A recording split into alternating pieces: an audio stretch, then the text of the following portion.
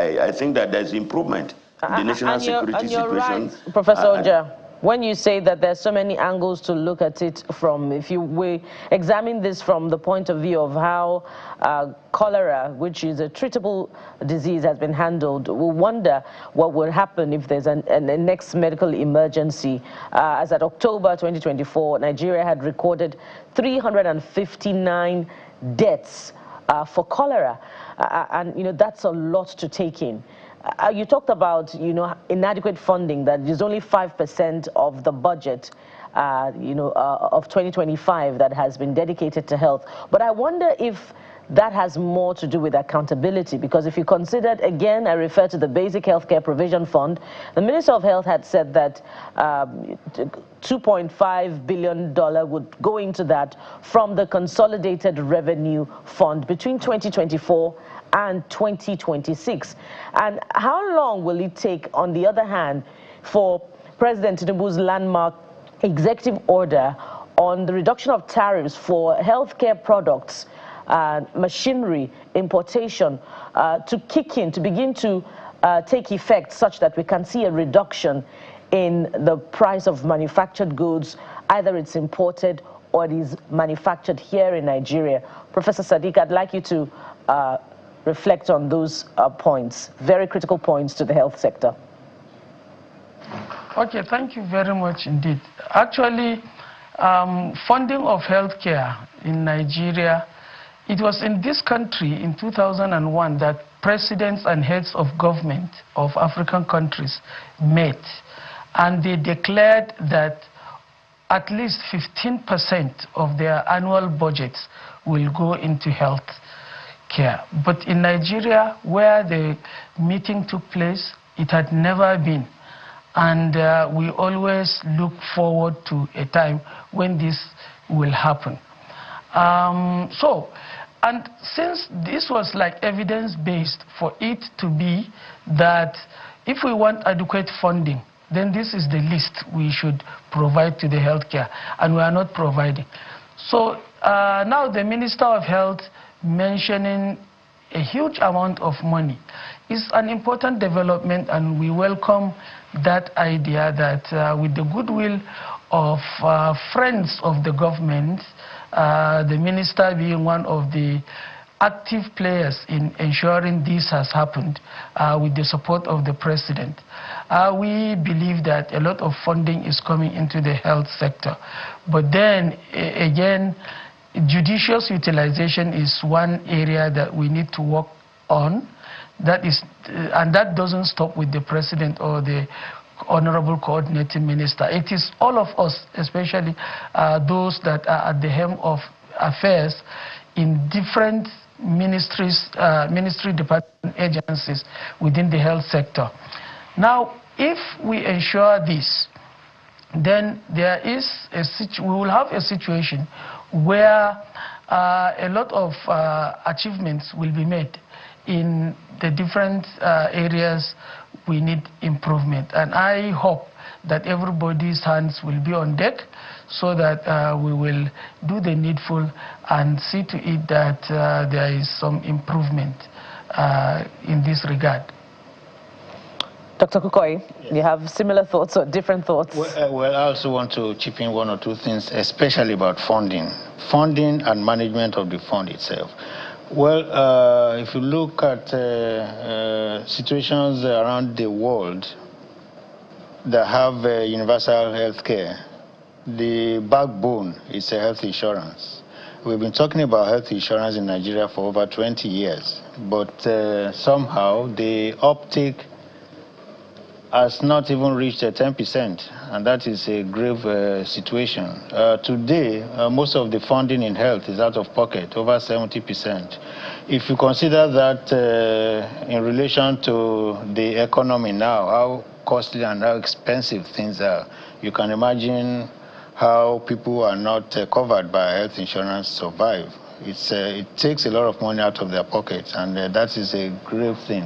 I think we should strengthen the national health insurance. It started with the scheme, now the authority, and I assume that the authority should have more power, to enroll more Nigerians into the health insurance thing. That will be a very vital step to take in terms of funding. But again, as has also been alluded to, it's just not enough to allocate funds. It's also enough to manage the funds very well.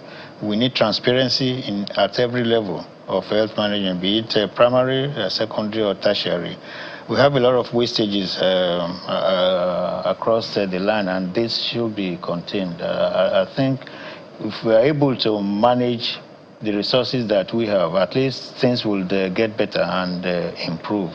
Unless we do that, efforts to... The other thing I want to point out is that we need to strengthen our horizontal healthcare. If this is strengthened, when epidemics or pandemics come, then we can put vertical approaches on top of the horizontal. The horizontal approach must be strengthened, which means that across all the 774 local government areas, health centers, we have the basic things.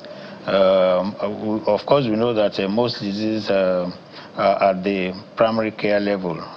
But if the centers are not strengthened to treat those cases, it's going to cause a lot of problems.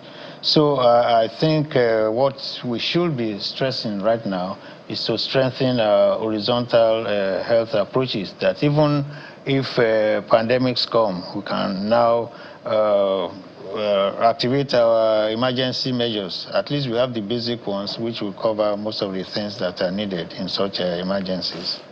Thank you. There you have it. Looks like 2025 will be a very interesting year, and I really, really hope that our health system is stronger to manage it. But we have to thank you so much, Dr. Wale Kukoyi, General Physician, former Chairman of the NMA Ogun, and Governor Rotary International District 9111.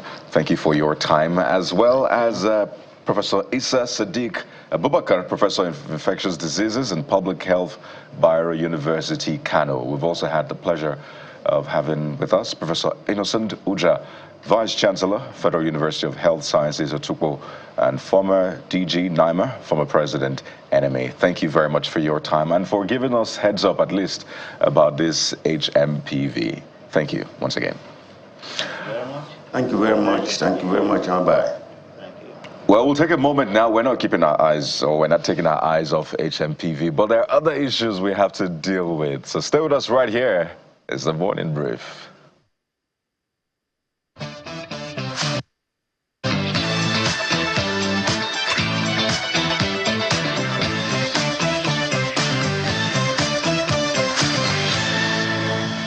Keeping an eye on diseases emerging and re-emerging.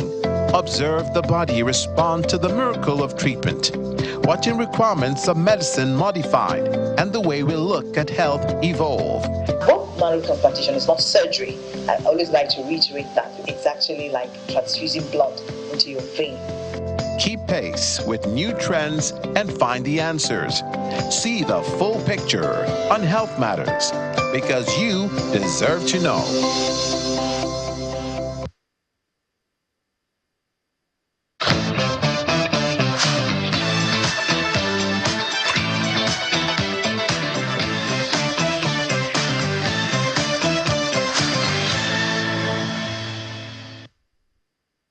All right, welcome back. Let's get to our social media of choice, which is X, to find out what you are saying and what you've been, permit me to say, tweets you've been tweeting about, but it's an old name.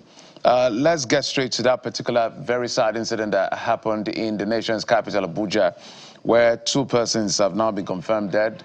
It's a developing story due to that explosion in an Abuja school. The school is Sangagia Sani Utman Ismailia School, located in Kuchimbuyi village in Bazin area of the FCT. So the first user here says, Nigerian noise, that's your name. 2 men with IED, they were tampering with it within an Ismailia school in one village suburb of Abuja. It blew in their faces. Agent Nwere says, what's stopping security agencies from establishing their presence in that village. That village has been ravaged by kidnappers for 2 years back to back. The village recorded over 9 kidnapping cases in 2 years and 3 deaths, even giving names like Wale, Pajimo, Austin, the banker. So those are some of the reactions as far as that explosion is concerned. It looks like that has been